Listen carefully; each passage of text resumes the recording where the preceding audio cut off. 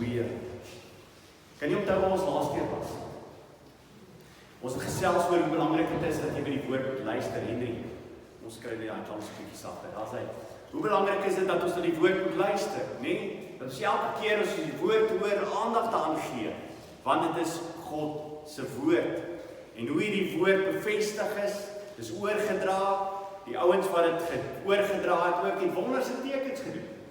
En daardeur het die Here bevestig, hulle is die mense wat die woord van God oordra aan ons. En daarom, die hele woord is belangrik, is geïnspireer en moet ons aandag aan gee en moet ons gehoorsaam aan wees. Ons gaan vanmôre kyk van vers 5 af. Kom ons buig net eers ons hoofde voordat ons lees.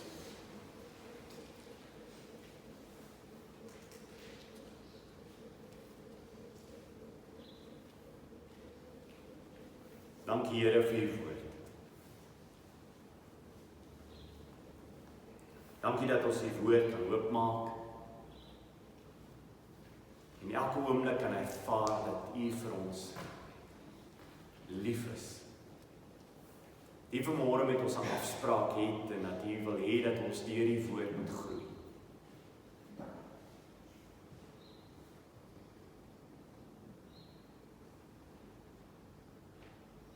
Here weet hoe maklik in ons lewens sal ons luister na iets en dan raak ons gedagtes besig op 'n heeltemal 'n ander plek. Maar Here, vanmôre wil ons hê dat U asseblief deur die Gees ons gedagtes sal rig op U woord.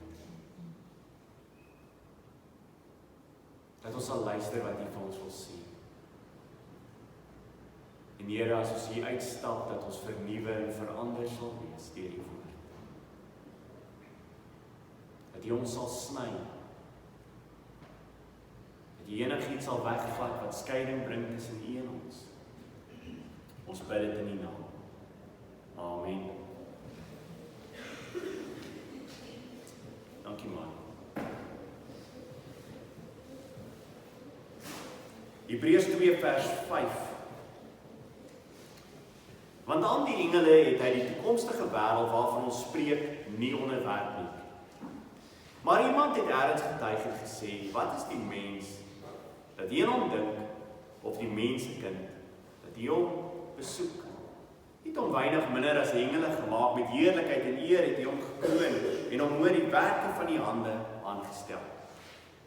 Ek wil net vanaf vir julle sê, daai gedeelte, ek weet nie hoeveel van julle die nuwe vertaling. Iemand die nuwe vertaling nie goed. As jy gaan kyk na daai gedeelte daarso, vanaf en hom oor die werke van u hande aangestel. Die oudste tekste het nie daai gedeelte nie. Jy sal sien dat dit wel in Psalm 8 staan. Dit staan wel in Psalm 8. Die Hebreërs skrywer sou dit heel moontlik, en dis wat die persone wat kyk na die oudste tekste en sal sê, hoor, hier sal goed, ons kies hierdie manier van het skrywe. Die rede hoekom, as ons kyk na P47 byvoorbeeld, hoekom daai gedeelte nie daar is nie, is omdat die skrywer van die Hebreërs wil fokus op Christus.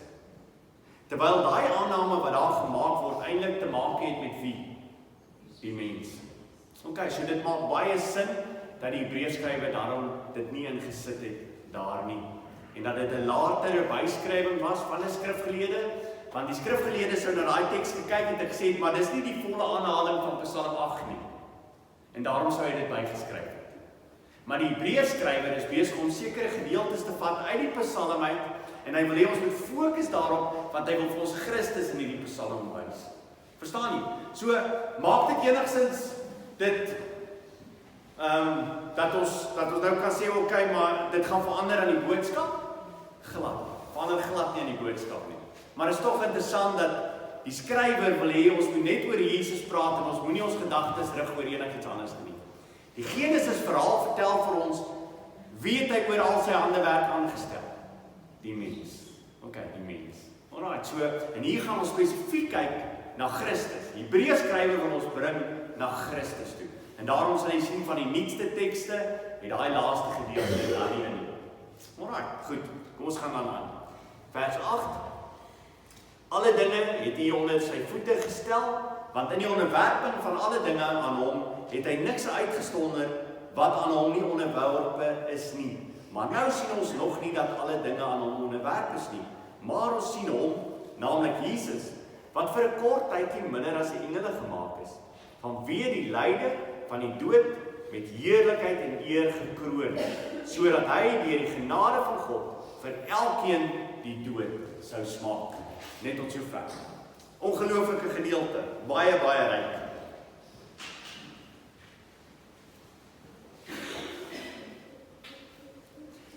'n teoloog het so 'n tyd terug het gesê hy sou verskriklik graag deel wou gehad het, iemand moes ergens aangeteken het wat Jesus met die Emmausgangers gepraat het toe hy met hulle op pad was. Net om te geweet het, terwyl Jesus van Jerusalem afstap en hy saam met die Emmausgangers, wat sê hy alles van hulle? Wat het hy alles vertel? Want toe hy op pad was, wat het hy gedoen? Hy het alles in die Ou Testament gevat en gesê, elkeen van hierdie gedeeltes verwys na my. Maar ek moet vir jou sê, ek dink die Hebreërskrywer het vir ons ingelaat by daai Emmauspad. Die Hebreërskrywer bring die Ou Testament en hy bring dit vir ons nader, want die mense van die tyd van die Hebreërskrywer, waarvoor hy skryf is, kom baie van hulle Jode en hulle wil teruggaan na die Joodse gebruike toe. En nou, asof ons op die Emmauspad is hy besig om te sê, hoor hierso, kom ek vertel vir julle, hoe alles in die Ou Testament eintlik wys na Christus. En as jy die Ou Testament sien jy Christus. En so haal hy vir ons gedeeltes uit die Ou Testament uit, vanmôre hier Psalm 8, haal hy uit die Ou Testament uit en hy sê, let op, want ek gaan julle vertel dat al hierdie dinge te maak het met Christus. Ek wil julle gedeelte gou aanhaal, wat gaan oor hierdie hele ding van hoe ons uit die Ou Testament uitbring en ook in die Nuwe Testament die volle prentjie kry.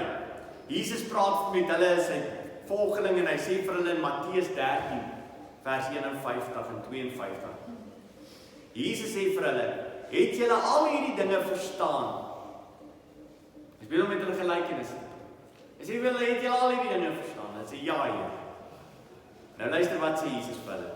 Toe sê hy vir hulle, daarom is elke skrifgeleerde wat 'n leerling geword het in die koninkryk van die hemele, soos 'n huisheer wat uit die skat nuwe en ou dinge tevoorskyn bring. Nie mooi nie? Wat is ons? Ons is mense wat verstaan hoe meer ons groei in God se woord, hoe meer is ons besig om met die ou skatte uit te haal. Uit hierdie skatkistes, kom haal ons ou goedes uit. Dis die Ou Testament, die ou dinge uit die Ou Testament. En ons kom al die nuwe dinge uit in die Nuwe Testament uit. En ons bring hulle bymekaar en ons sê alles verwys na Christus. Alles verwys na Christus. Nou begin die Hebreërskrywer. En hy begin in vers 5 en hy sê, want aan die engele, so ewe skielik bring hy ons terug na daai laaste gedeelte van die hoofstuk 1. Wat gaan dit oor die engele? En hoe Jesus groter is as die engele. Hier spring hy weer terug na dit toe en hy sê vir ons, let mooi op. Onthou, in die middel daarvan het hy vir ons hierdie waarskuwing gegee en gesê, julle moet luister na die woord van die Here. En dan gaan hy terug na hierdie gesprek waarmee hy besig is, die engele. En hy sê vir hulle, want aan die engele het hy die toekomstige wêreld waarvan ons spreek nie onderwerp nie. Die toekomstige wêreld, die toekomstige koninkryk. Nou is dit interessant genoeg. Die koninkryk waarvan hier gepraat word, wat onderwerp is aan Christus, is dit eendag of is dit nou? Baie mense sal sê die koninkryk is eendag. Baie mense sal sê nee, okay, koninkryk, is dit nie nou nie? Wel, die koninkryk is nou al reeds en sy volledig is wanneer Christus terugkom. So as hy besig is om vir ons te vertel, want aan die engele het hy die toekomstige wêreld waarvan ons spreek nie onderwerp nie, is hy besig om ons te vertel aan wie het hy dit onderwerp? Hierdie koninkryk waarvan Christus in beheer is, dis onderwerp aan Christus. Maar is 'n koninkryk wat nou al reeds daar is. Luister na hierdie gedeelte, dit is so beautiful. 2 Korintiërs 1 vers 20, wil jy dit gou opsoek? Ek soek dit saam met my op, dit is 'n ongelooflike mooi gedeelte. 2 Korintiërs 1 vers 20.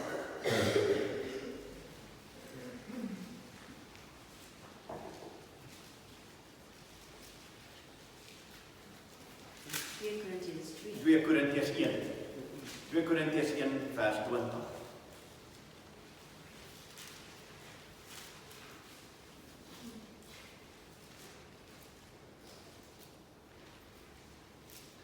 Luister wat sê daar.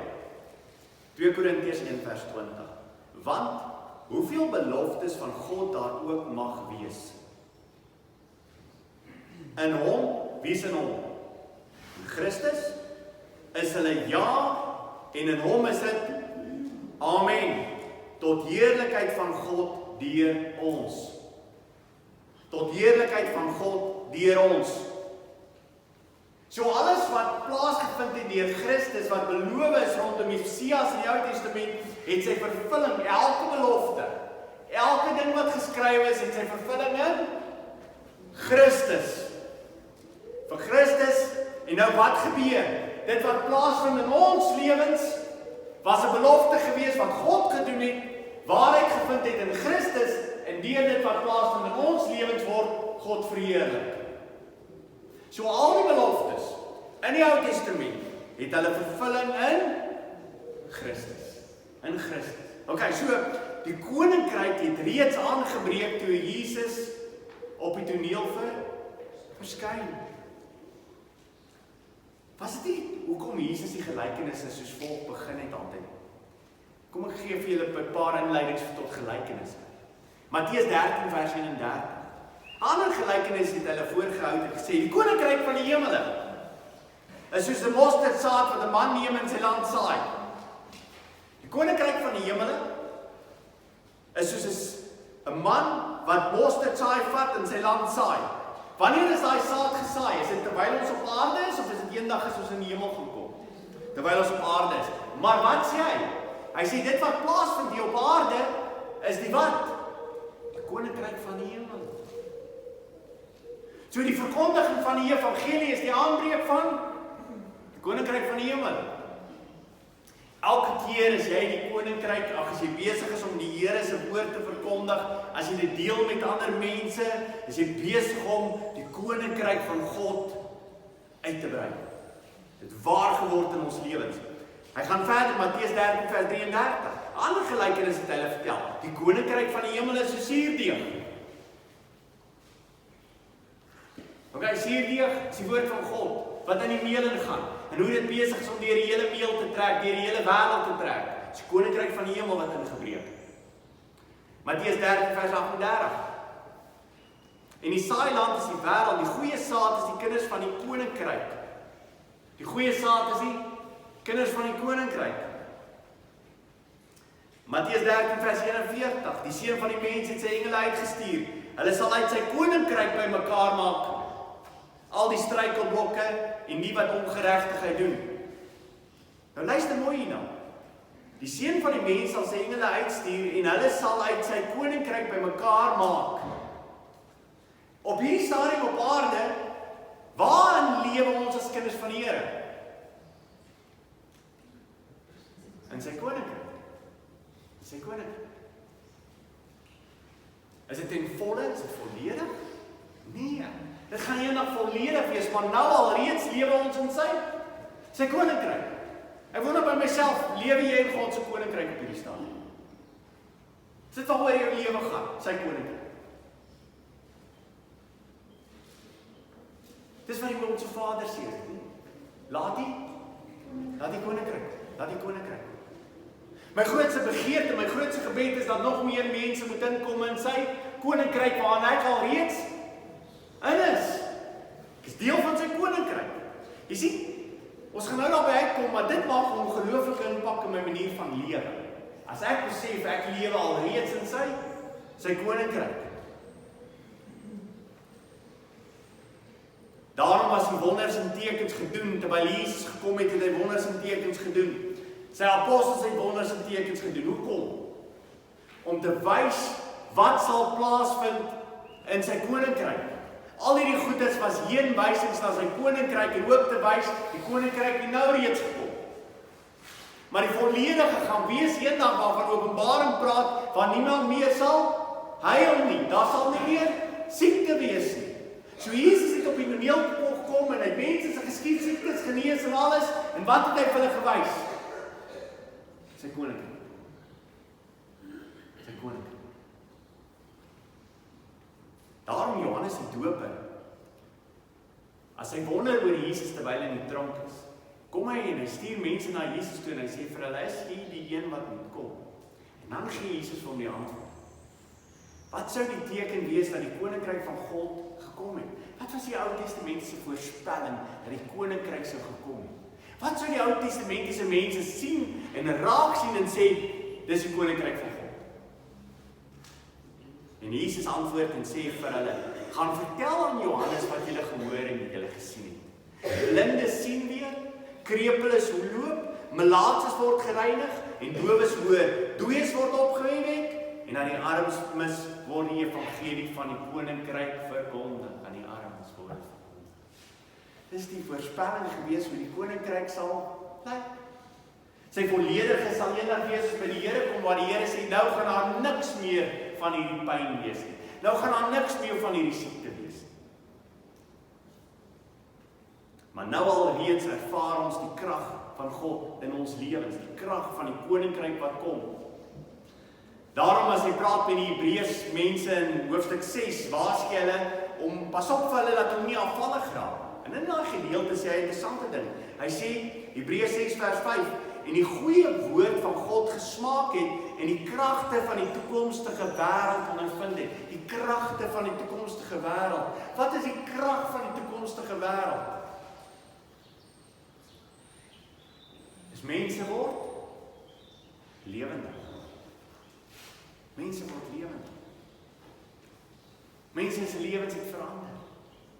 As jy gaan kyk na die Nuwe Testament, as Jesus praat oor die hele ding van krag, het dit altyd gemaak dat die krag was daar gewees om mense lewendig te maak.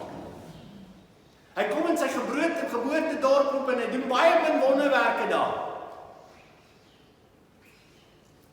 En die krag kom nie daar ten volle nie. Hoekom? Want mense kom nie tot bekering nie.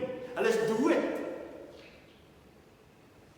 Die ondervinding wat ons in ons lewens het, is ons kyk na God se koninkryk wat inbreek en mense se lewens wat verander word. Dooie mense, dood in die wêreld word lewendig. Dis God se koninkryk wat kom.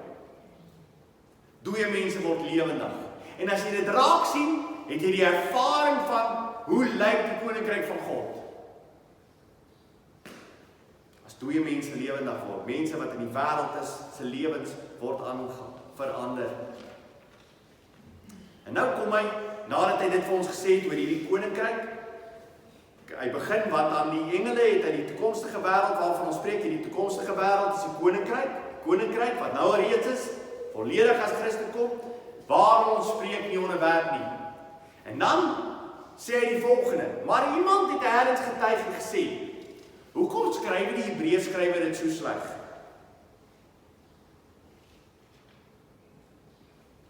Hoekom sê hy hier, maar iemand het elders getuig en gesê, hoekom sê hy nie? Dit staan in die psalms, die volgende. Hoekom skryf hy so vaag oor dit? Wat is die rede daarvoor? Die rede is dat hy nou net vir ons in hoofstuk 2 van vers 1 af verduidelik het, dat elke woord wat van God afkom is, belangrik. Dit gaan nie oor die skrywer nie. Dit gaan nie oor waar dit staan nie. Dit gaan oor wie se woord dit is. En daarom haal hy dit so aan. Hy haal dit so aan om vir mense te sê, mense, dit gaan nie oor die psalm hou nie. Dit gaan nie oor die ou wat die psalm geskryf het. Dit gaan oor is God se woord. En die psalmdigter, kan jy dink as hy dit geskryf het, dat hy die volheid verstaan het, terwyl hy skrywe oor hoe dit vervul sou word in Christus? En daarom is dit net 'n ou wat daar ergens geskryf het. Hy het dit geskryf, maar God het in sy almag dit geïnspireer. En hy het dit so gelaat skrywe, dat alles van dit, al het die psalmdigter dit nie verstaan nie, is dit in vervulling gekom in Jesus Christus. En daarom skryf hy dit so vaag. Daarom mense, daarom mag ons nie enige deel van die Bybel ligtelik opneem. Daarom sê Jesus, nie 'n Jood of 'n titel. Beteken nie elke deel van die Bybel is belangrik, en daarom begin die Hebreërskrywer so en hy sê, maar iemand het ergens getuiging geskryf. Want vir jou, wat 'n kind van die Here is, verstaan jy, dat elke ding wat geskryf is in die Bybel, is God se woord. Dis die waarheid, ja, absoluut, dis die waarheid. Definitief die waarheid, en ons moet daarna luister. Wat vir my nogal ongelooflik is van hierdie gedeelte, in Psalm 8, is dat hierdie Psalm 8, deur Jesus aangehaal word ook op homself. Hy kyk na Psalm 8 en hy wys in Psalm 8 dat elke deel van Psalm 8 het te maak met hom ook. In Matteus 21 vers 16 haal Jesus hierdie Psalm aan, Psalm 8. Hy sê die volgende. En hy sê vir hom, hoor jy wat hulle daar sê? Okay? Jesus kom in Jerusalem in en wat skree die kinders? Wat skree die mense? Hosanna, Hosanna!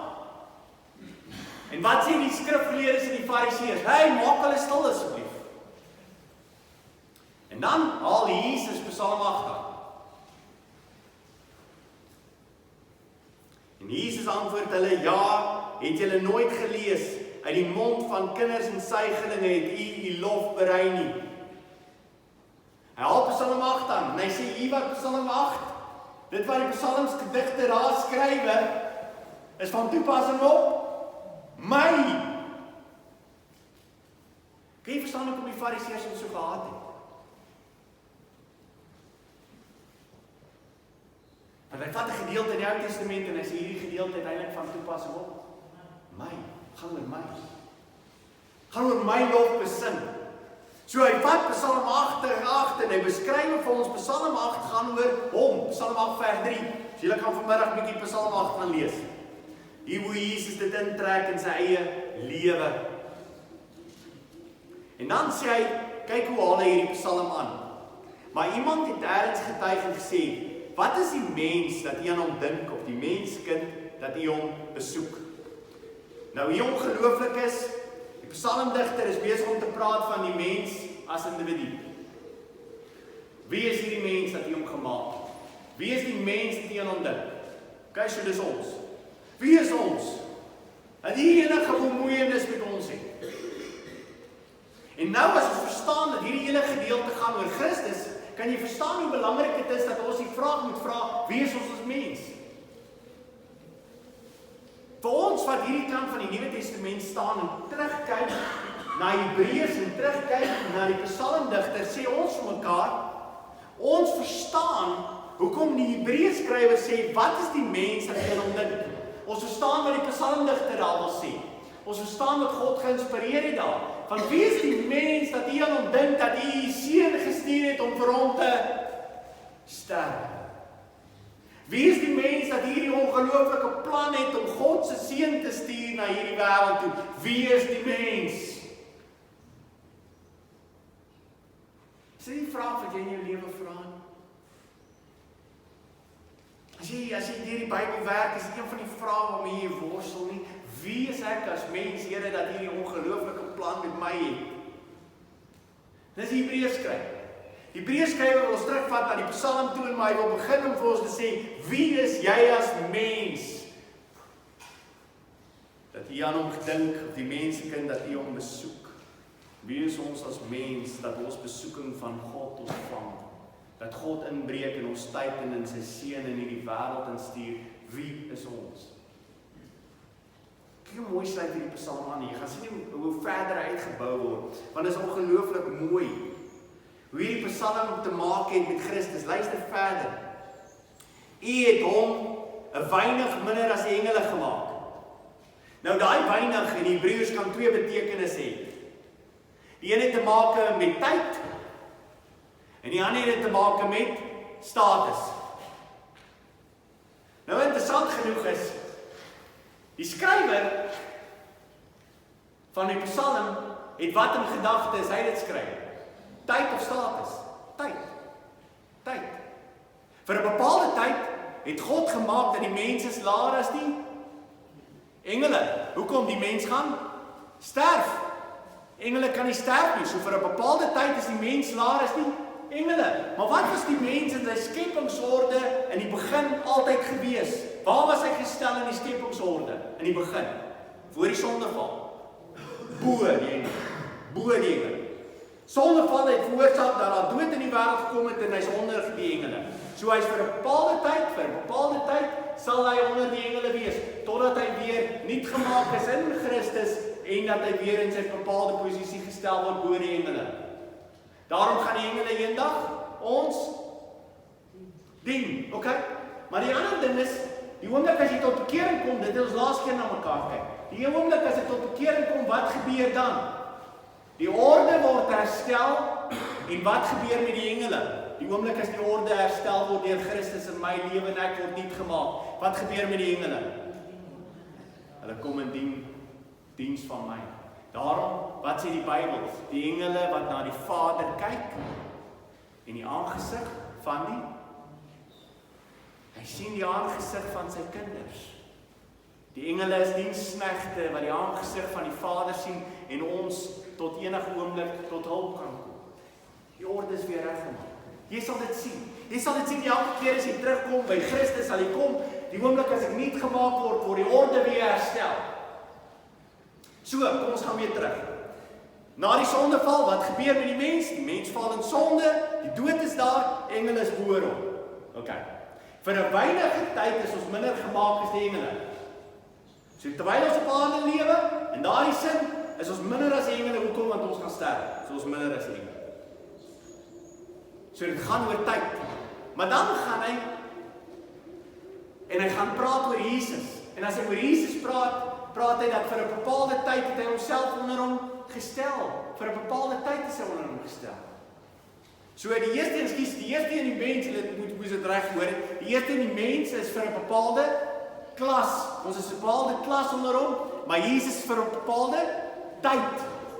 Daai tyd terwyl hy op aarde was, het hy homself onder die engele gestel, hy het homself onderwerp dat hy sou sterwe aan die kruis, net soos die mens sal sterwe. Het Jesus homself ondergestel sodat hy sou sterwe. So vir 'n bepaalde tyd was hy bereid om homself onder die engele te plaas. Ongelooflike plan van God.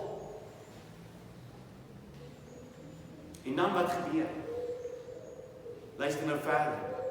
Hy sê hy het hom weinig minder as die engele gemaak. Met heerlikheid en eer het hy hom gekroon en hom oor die werke van die hande aangestel. Daai gedeelte natuurlik, die werke van die hande aangestel is nie in die gedeelte nie. Maar hy het hom met heerlikheid en eer het hy hom gekroon. Dis ongelooflik. Daai selfde woorde in die LXX van die Griekse vertaling is van die Ou Testament, die Hebreëse vertaling, is dieselfde woorde wat daar voorkom, is dieselfde woorde wat gebruik word vir Aaron wat aangestel word deur God as hoëpriester. Daarom gaan jy nou kom, net verder in Hebreërs, by wie gaan hy uitkom dan? By Jesus as hoëpriester. Maar alreeds noem hy hierdie ding van om te sê, hoor hierso, as ons praat oor eerlikheid en eer, praat ons al, dit is omtrent soos 'n Aaron, wat aangestel is as hoëpriester deur God vir 'n bepaalde doen. Hy moes intree vir die res van die mense. Wat 'n ongelooflike eer en heerlikheid is nie vir hom gegee nie. En dieselfde woord, dieselfde ding wat jy moet dink aan Jesus Christus, wat ook dieselfde ontvang het van die Vader, wat ook vir ons intree, wat heerlikheid en eer het voor die Vader. Daarom kan ons tot hom nader. En dan vers 8 sê hy, alle dinge het hy onder sy voete gestel. Want onder die ontwerping van alle dinge, so daai eerste gedeelte, alle dinge het hy onder sy voete gestel, is 'n aanhaling uit die Psalm. En dan brei hy uit op hierdie ding. Dan sê hy die volgende, want in die onderwerping van alle dinge aan hom, het hy niks uitgesonder wat aan hom onderwerpe is nie. Maar nou sien ons nog nie dat alle dinge aan hom onderwerp is nie. Twee negatiewe, twee woorde wat bevestig hierdie onderwerping. Hy sê, want in die onderwerping, aan hom nie onderwerp het nie, aan hom nie onderwerp is nie. Christus is die een wat gekom het. En alle dinge deur sy kruisiging en sy opstanding en sy verheerliking is alle dinge aan hom onderwerp. Maar hy sê vir ons, en verder, daar is niks wat nie aan hom onderwerp is nie. So is alle dinge in hierdie wêreld aan Christus onderwerp. Hy probeer dit dubbel vir jou sê. Hy sê alle dinge is aan hom onderwerp. Daarby is niks uitgesluit wat nie aan hom onderwerp is nie. Is alle dinge aan Christus onderwerp. Alle dinge in hierdie wêreld. Alle magte, alle kragte, alle heerskappye, is alles onder Christus onderwerp. Wat sê die Bybel? Ja, okay. En dan sê hy, maar nou sien ons nog nie dat alle dinge aan hom onderwerp is nie. Sien jy op hierdie stadium dat alle dinge al reeds aan hom onderwerp is? Nee, jy sien dit nie. Jy sien dit nie. Jy lewe in hierdie wêreld, in hierdie koninkryk, wat God kom nuut maak het vir ons as gelowiges, maar terwyl ons hier op aarde is, sien ons nog nie dat alles aan hom onderwerp is nie, al is dit al reeds aan hom onderwerp. Nou wanneer is alles aan hom onderwerp?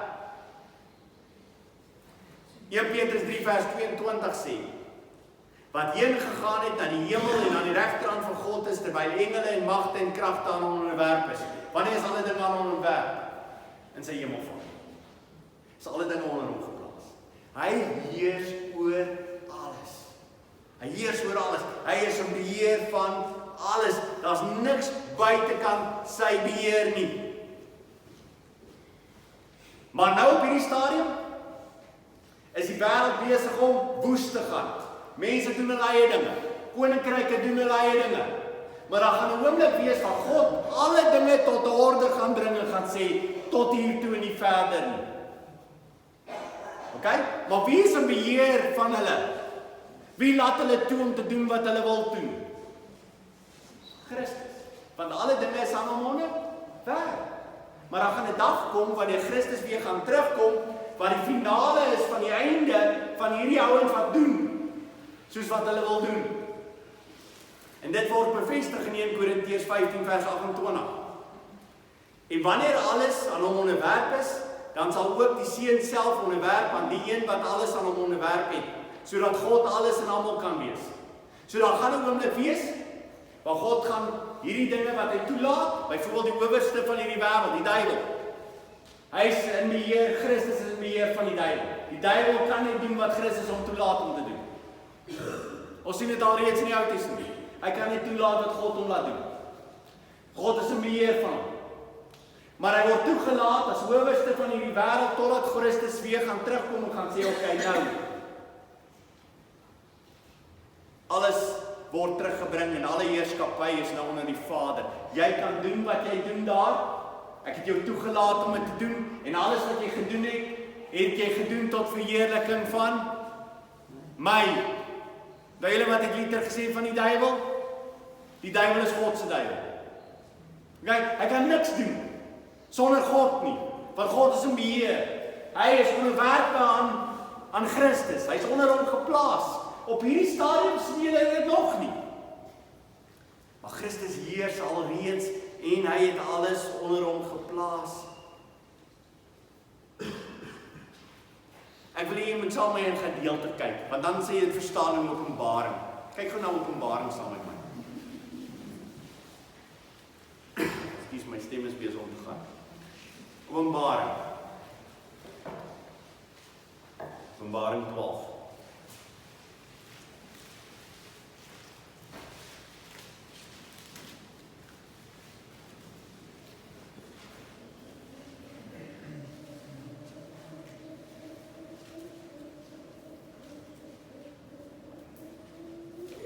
Ons lees van vers 7 af. Ek wil hê jy moet sien wat die skrywer, as hy skrywe vir die gemeentes, wat deur Jesus aangestel word vir Johannes om te skryf aan die gemeentes, wat wil Jesus hê moet Johannes aan die gemeentes gesê, en wat moet die Johannes se gemeentes ervaar en sien, wat hulle nog nie sien nie. Hy wil hê hulle moet dit sien. Hulle sien dit nog nie, maar hy wil hê hulle moet dit sien. Openbaring 12 vers 7. En daar het oorlog in die hemel gekom. Michael en sy engele het oorlog gevoer teen die draak en die draak en sy engele het oorlog gevoer. En hulle kon nie oorwin nie.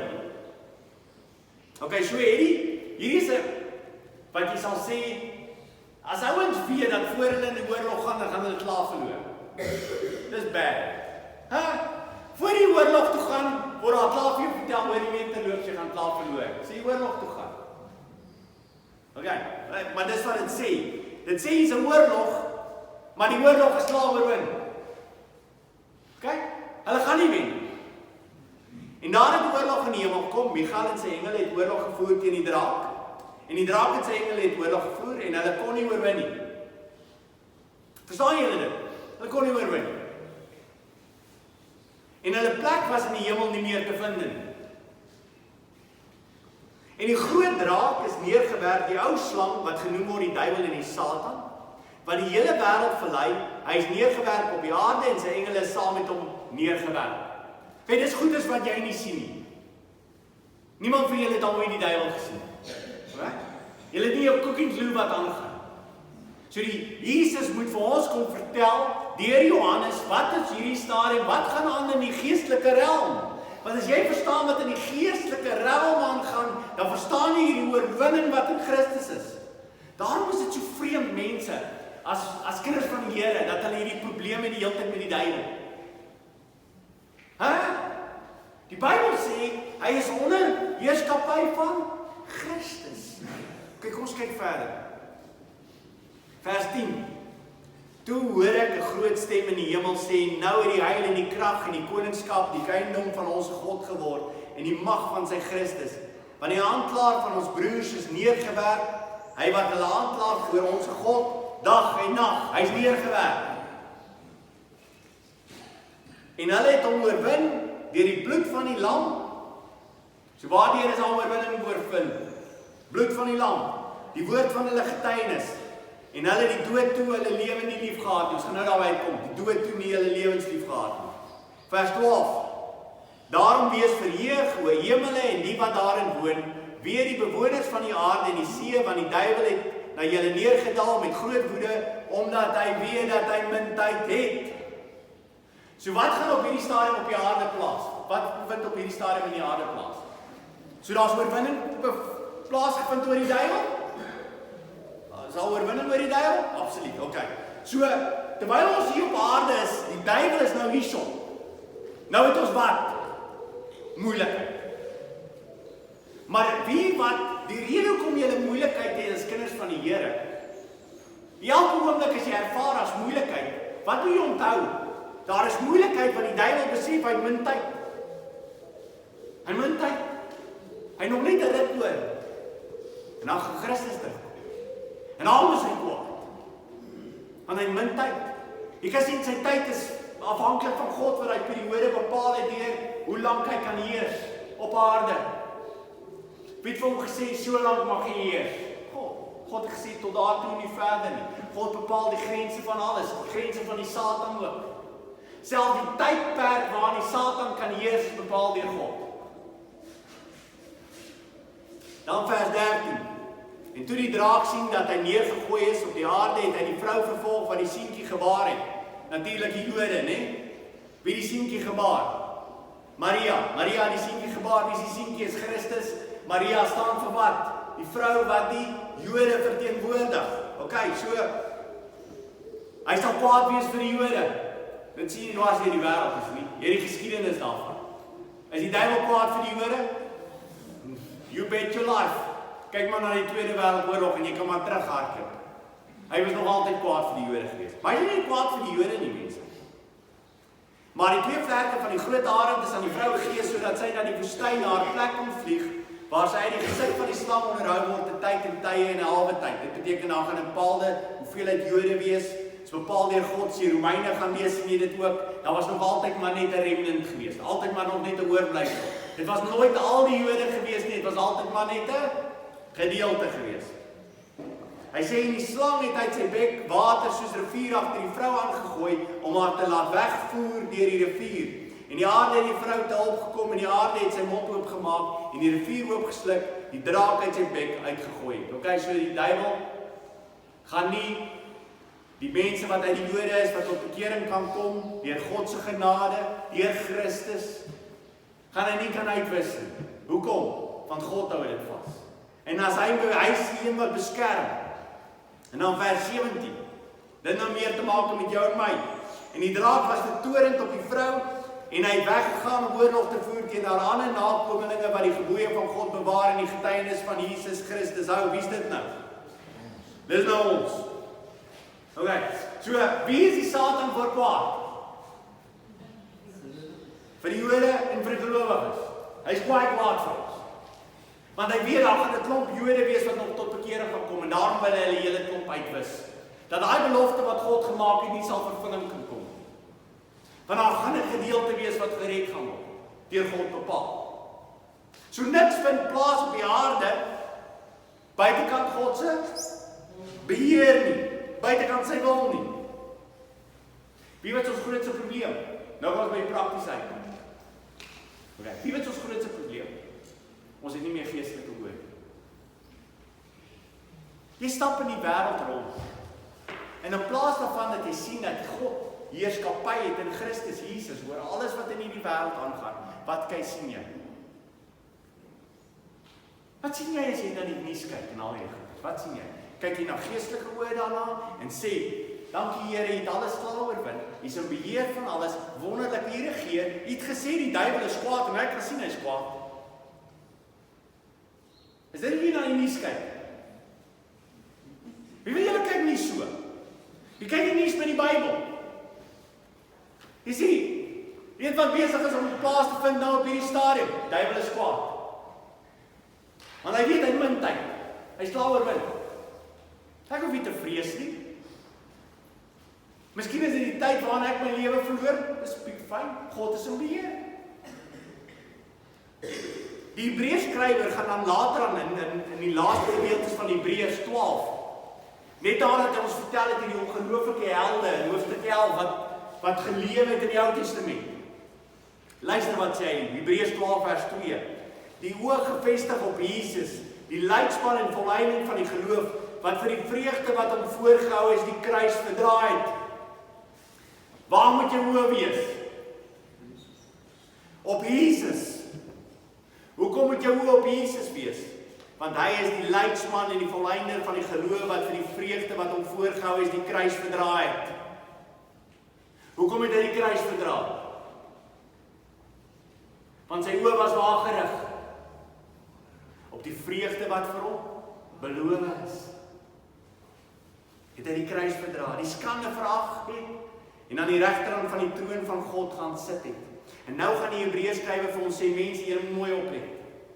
Christus het gekom en het gesterwe. Hy het gesterwe, en vir wie het hy gesterwe? Het jy daai gedeelte gesien? Kom ons gaan terug na Hebreërs toe. Hoeveel tyd het ons hoor? Ons het nog 'n bietjie tyd. Kom ons gaan gou terug na Hebreërs toe. Hebreërs 2. Net daai laaste gedeelte vers 9.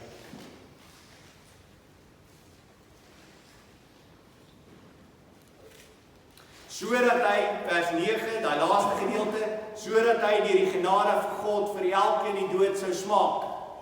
Het hy vir elkeen in hierdie hele wêreld die dood gesmaak, Christus?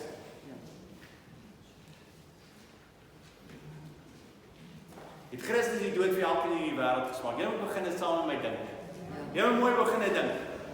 Het Jesus die dood gesmaak vir almal in hierdie wêreld? Dis die probleem.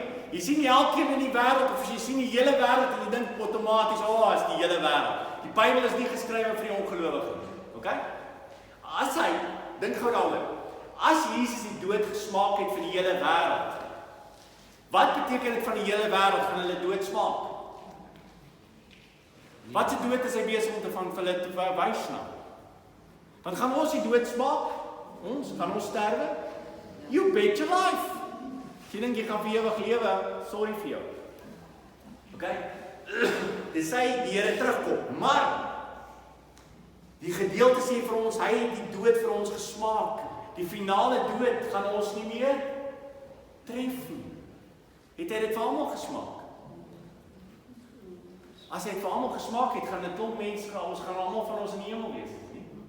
So hy kon nie dit vir almal gesmaak het nie. Vir wie het hy dit vir almal gesmaak? Vir my as gelowige. Vir my as gelowige het hy dit gesmaak. So Christus het gekom, en hy het in die wêreld gekom en hy kon sterwe. Hy het die dood oorwin, hy het opgevaar in die hemel, hy het heerskappy oor alles. Kan jy nou verstaan, die psalmdigter sê, is dit nie amazing? Wat is die mens dat jy aan hom dink nie? Ek gaan terug na waar die psalmdigter by begin. Hy sê, wat is die mens dat jy aan hom dink? Hoekom? Wat wil God deur sy profesie vir ons vertel? Wat is die mens dat jy aan hom dink, van kyk hierdie ongelooflike raadsplan van God in Christus Jesus 'n vervulling kry, dat hy sterf aan die kruis en hy sterf, hy oorwin die dood, dat ons nie die dood sou smaak nie, en hy gaan sit in die regterhand van God die Vader, en hy heers oor alles, en hy's nou besig om oor alles te heers. Dis die evangelie. En dit behoort verandering in jou lewe te wees. Dit behoort so verandering en impak in jou lewe te hê, dat jy môre uitstap na die werk toe en sê, wie wat? My God is in heerskappy van alles wat plaasvind.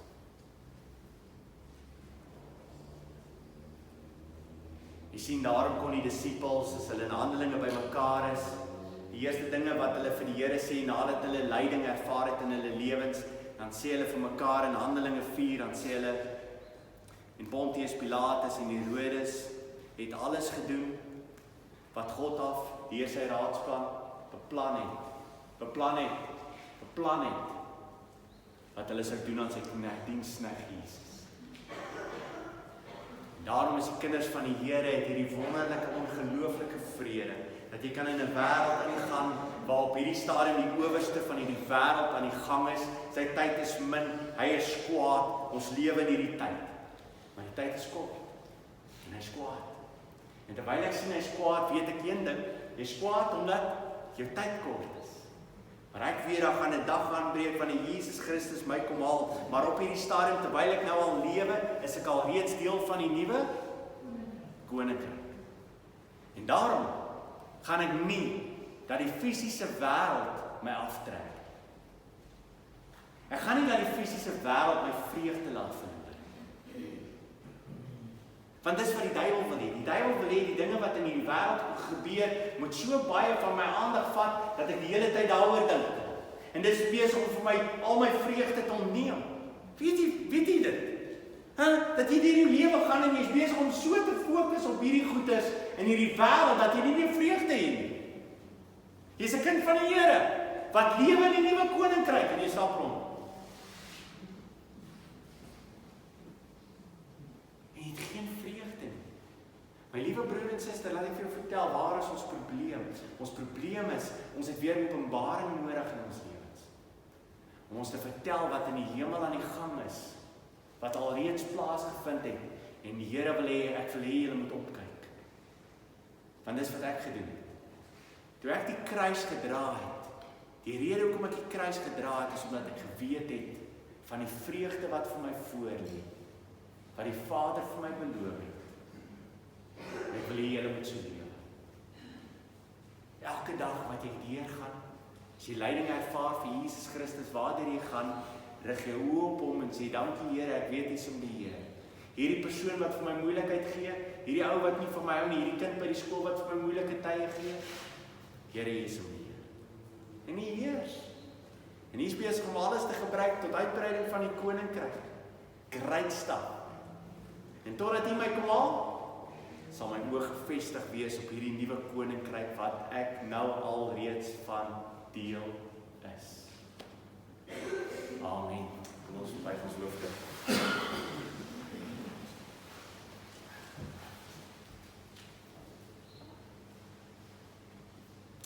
Ja, Here, vanmôre was ons op Emmaus. Op pad na Emmaus toe gewees met die wat saam met ons gestap het.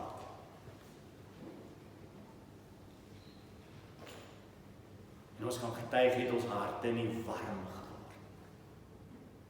Terwyl hy vir ons hoop gelê het, hoe Psalm 8 sy volle vervulling in het. Vanmôre kan ons saam met die psalmdigter sê in Psalm 8, wat is die mens? Wie is die mens? Die met hom bemoeienis maak. Here, as ons die raadsplan verstaan, dan verstaan ons dat hy ons al reeds beplan het voor die grondlegging van die aarde.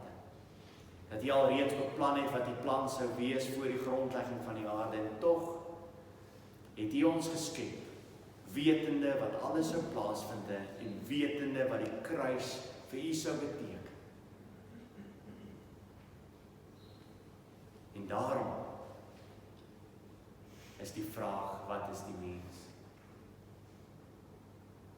Maar Here, U wil ons deel maak van die ongelooflikste gebeurtenis. En 'n gemeenskap wat van alle eeue af was, voor tyd begin. Tussen die Vader en die Seun en die Heilige Gees, daardie ongelooflike intieme gemeenskap.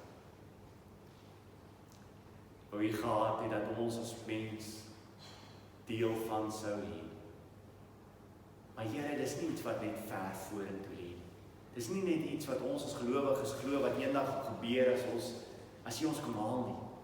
Nee Here, ons glo dit gebeur nou al reeds. Elke dag is 'n wandeling saam met U. Elke dag is 'n tuin van Ede en ervaring, want U is met my. U sal my nooit begewe, my nooit verlaat. Ek is meer as 'n oorwinnaar deur U wat vir my die krag gee. U sal my nooit begewe, nooit verlaat. U is die oorwinnaar oor alles. O Here, vergewe my. So baie keer, telke male, dat die wêreldse dinge my onder te trek. Dat die wêreld, en dit wat in die wêreld gebeur, my fokus weghaal, van om te kyk soos die persone in Openbaring moes gekyk het. Dit wat reeds in die hemel plaasgevind het. En terwyl die mense van Openbaring tyd ongelooflike lyding ervaar het, kon weet, dit wat ek nou deurgaan, kan nie opweeg teen die heerlikheid wat ek sal ontvang, wanneer Jesus Christus kom en ons kom haal. Ons loof en ons prys U naam, Here. Amen.